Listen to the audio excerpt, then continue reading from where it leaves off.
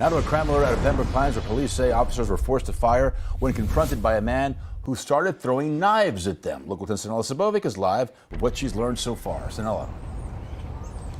And Louis, Pembroke Pines police say this was a pretty intense and violent scene. As you mentioned, the suspect, they say, threw not just one butcher knife, but many at these responding officers, and they say they had no choice but to shoot.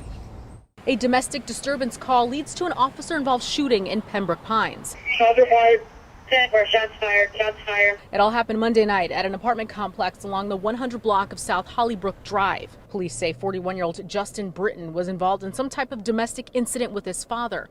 When officers arrived, things got heated. They say Britton threw multiple butcher knives at them. One of the knives hit a police officer. That officer wasn't hurt, and at that point, they tell us, they were forced to fire. Based upon the threat that was posed to not only the police officers who were on scene, but not only the other parties who were involved in the domestic disturbance, but also the safety and well-being of any other resident in that condo community, the officer was forced to fire based on the safety concerns. Britton didn't suffer any serious injuries in the shooting. As a result of one officer firing their weapon, shrapnel did contact the suspect's knee, and the injury is described as superficial. He was arrested immediately thereafter and taken to the Broward County Main Jail.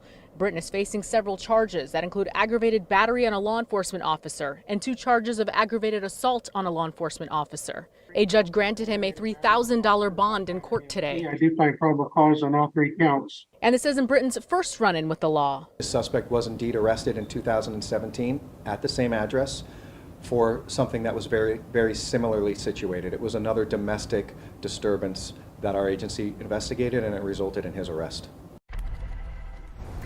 The Broward Sheriff's Office is now investigating the officer-involved shooting. That's the latest here out of Fort Lauderdale. Sanella Sabovic, Local 10 News. Sanella, thank you.